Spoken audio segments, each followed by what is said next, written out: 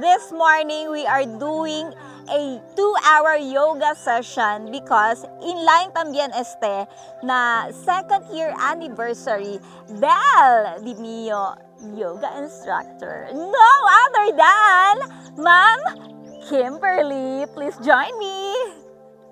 Thank you for the wonderful introduction. Very short and Yes. straight to the point introduction. Good morning, everyone. Good Happy morning. second year anniversary. Thank you. Pero, di ba, second year anniversary with Mega Fitness. Mega Fitness. So, kwanto anyo ba ito na yoga industry? Since 2010. So I took my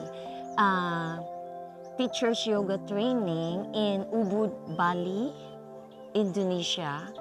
That was April 8th. Okay, what really inspires you to be a yoga instructor? My parents, especially my mom. When I was in Hong Kong last 2010, I have a research that yoga is anti-cancer. No? Kasi my mom died with colonial cancer. Emotional. Oo. So, sa research na nakita ko na yoga is anti-cancer, anti-aging siya, and then physically, mentally helps a lot, no? Sa stress, kasi stress is one of the cause sa mga sickness, sa mga sakit natin sa katawan. Especially Kaya, cancer. yes. So, I was very lucky with my employer in Hong Kong. No, she asked me to join the training in Indonesia, Bali. So, hindi ako nagpatumpik-tumpik pa. So, You I grabbed the went- opportunity. Yes. Yeah. And it took me 4 months. Wow, 4 months. Yes. As in? Yes, hindi po siya madali. My goodness. Okay, today you are celebrating your second year anniversary with Mega Fitness. Yes. Okay. So, pakilaya ba taman evolve LD to you practice as a yoga instructor Kailangan over ng... the years? Yes. Kailangan ng mahabang pasensya. Mahabang pasensya, no? So, you have to start to, parang ikaw yung mag-adjust sa mga clients kasi hindi naman lahat ng clients are flexible. Kailangan mo silang i-explain kasi hindi talaga basta-basta ang pagtuturo ng yoga. No, you have to teach them how to do the proper breathing, and then it will take time. No, it will never get easier. It's a slow progress talaga kasi dahan-dahan talaga until na masanay na yung katawan nila. Oo. So, yun, pasensya. Okay, what styles of yoga do you usually teach? Sa totoo lang, marami tayong styles of yoga. We have 26 styles of yoga. Pero, ang tinuturo ko is yung popular na yoga practices that is suitable for our clients, beginners, intermediate, and advanced. No, I teach. Can you name some? Yes, Vinyasa flow, and then yoga detox. It stimulates certain parts of the body to help the organs flush out waste and function properly. Yeah. Tapos, meron naman yung lately ginawa natin sa Mega Fitness, no? The acro yoga or the acrobatic yoga, a combination of hatha yoga, acrobatic poses. Acrobatic yoga is really like a team building Yes. type of yoga. Mm-mm. Yeah. And then the power yoga, which is your Favorite. favorite, Yes. di ba? It is typically focused on increasing heart rate, yung mga may sakit sa puso, yung hirap huminga, no? It is a practice of increasing heart rate and also burning calories. Also, one of my favorite is the Ashtanga yoga. Is a dynamic and physical demanding style. This is one of my favorites. Yes, the yin yoga flexibility. Yeah. Okay, this is one of the intriguing question. Ano yan? What are the misconceptions about yoga?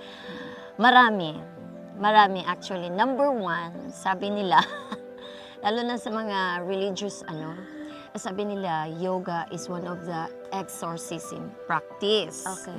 Which is very wrong. Kasi hindi naman po, siguro yung mga ancient times, no, they are using it for meditation. Siguro nasobrahan lang nila yung gamitin yung chakra. Yun na iba-iba nang pumapasok. Kasi iba yung nasa isip nila. Pero nowadays, yoga, hindi naman po pang exorcism yung yoga eh. Sabi nila, also yoga is for women. No, that's wrong.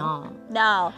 Nag-umpisa talaga yan sa men. Yeah. It is Oo. really actually designed for men. Yes. Hindi siya for women. It was designed by Bikram Choudhury. Oh, yeah. Yan, sa kanya. Siya yung gumawa ng mga techniques ng yoga. Tapos may isang babae na naging curious sa She's a Western. Yes, I know you know that. Yeah, Indra Devi? Yes. Yeah. Oo. She forced Horses. the Indian Yes. instructor Yeah. na para insinya ko nila. And then Oo. she brought it na United States. At least yung mga clients like Marilyn Monroe, Yes. mga artista. Oo. Hanggang ngayon, ginagamit pa rin yung traditional yoga design Yeah. and trademark ni Bikram Yeah. Choudhury, which na ginagamit ko rin dito sa aking mga client, no? I follow the traditional designs of yoga, no? So it's really for Yes. male, hindi Uh-uh. siya for female. Because the goddess of yoga is Is Shiva, which Yan. is a male. Oo. So, kusang mga challenges yung man-encounter to in your yoga journey? Honestly, nagkaroon ako ng takot. No? Sabi ko, baka ba mabali ako dito? Hindi. Kasi when I saw the yoginis there, lalo na yung mga Indians, parang wala lang pag nagpe-perform sila ng mga poses. Pero may technique pala talaga. May technique pala talaga. And then the diet. Diet, yung intake mo. So, 2 hours before yoga, mahirap kaya yun? As in, At first. Yun yung mga challenges na when it comes sa pagkain. 2 hours before, and 1 kailangan hour mo after. empty your stomach, no? Tapos, naging matigas din yung ulo ko before when I was sa Bali. Kasi, noon, I love to eat talaga. So, hindi ako nakinig sa yogini namin, no? Nung kumain ako, 30 minutes na lang, yun, nagsusuka habang nagpe-perform.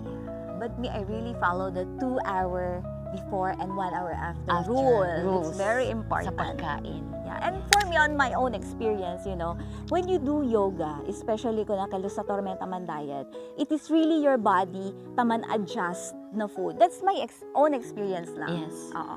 It's like, you really wanted to eat pa, pero dito yung body health and shutdown. Parang, okay, enough na. How does Mega Fitness Gym affects your yoga experience? Yun na.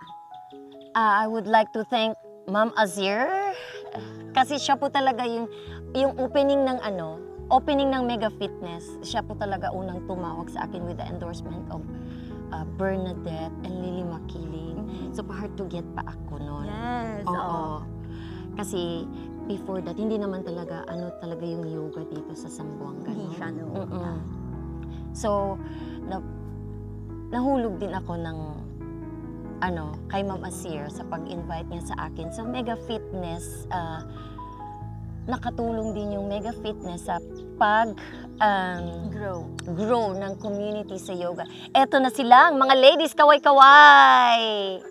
So, we started from 5, 7, 8, hanggang dumami na sila. Yung iba hindi na nakapunta ngayon. We're growing Yes. family. Yes. Okay, Ma'am Kim, your message to all of us. Okay, my message is, huwag po kayo matakot mag-yoga. Yung mga menstruation, huwag kayong maniwala na hindi pwede mag-yoga na pag may menstruation. Mas dapat po kayong mag-yoga para mawala po yung mga dysmenorrhea, body pains, and joint pains. Do yoga and you will have fun talaga sa yoga. Yeah. So there you have it. Thank you so much for your time. Thank you for this wonderful opportunity. And please invite El Schedule Delgado Yoga. Please visit us at Mega Fitness. Our yoga schedule is Tuesday, Thursday, Friday, and Saturday. So yung Tuesday, Thursday, and Saturday, we have morning hours 8:45 to 9:45 a.m. And then in the evening, We have two schedules. yes, 5:30 to 6:30, 6:30 to 7:30 p.m. And then we have special class on Fridays every 6 p.m. to 7 p.m. at Mega Fitness Center, 3rd floor, SM Minpro, this city. Yes. So, mga best friends, I hope na mirayo con ustedes man-join ka namon during our yoga session because health is wealth. So, there you have it. Amo sa El Story del Yoga aquí na Zamboanga. So, hopefully, Ma'am Kim, pwede kita mira ko na hala no siya ng mga nuevo students. Yes, Can man manifesting. join. Yes, manifesting. Can man join ka nato na diaton yoga mats. Alright, so todo lang sa exclusively aquí na Best TV Vale El Zamboanga. Ina, imedia mo, solid. Best TV Vale El Zamboanga.